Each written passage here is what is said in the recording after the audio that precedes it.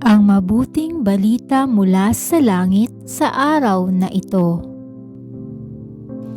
Aleluya, aleluya. Espiritu'y magtuturo ng aral at pagkukuro ni Jesus na ating guro.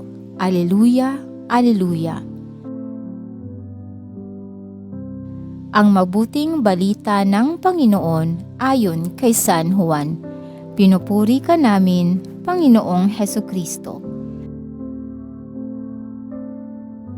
Noong panahong iyon, sinabi ni Jesus sa kanyang mga alagad, "Ang tumatanggap sa mga utos ko at tumutupad nito, ang siyang umiibig sa akin.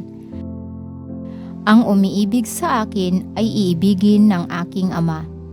Iibigin ko rin siya, at ako'y lubusang magpapakilala sa kanya."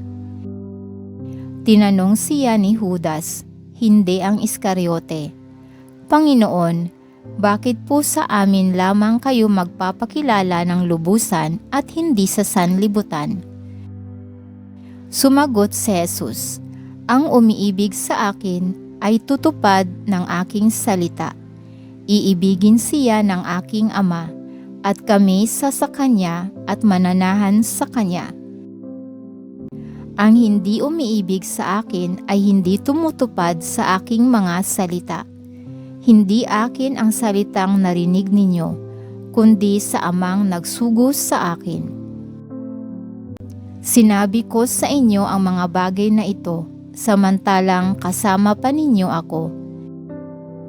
Ngunit ang patnubay, ang Espiritu Santo na susuguin ng Ama sa pangalan ko, ang siyang magtuturo sa inyo ng lahat ng bagay, at magpapaalaala ng lahat ng sinabi ko sa inyo."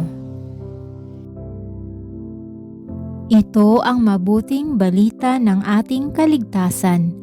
Papuri sa Diyos. Maraming salamat po sa inyong tulong na maipalaganap ang mabuting balita ng Poong Jesus sa lahat ng mga Pilipino sa buong mundo. Pagpalain nawa tayong lahat.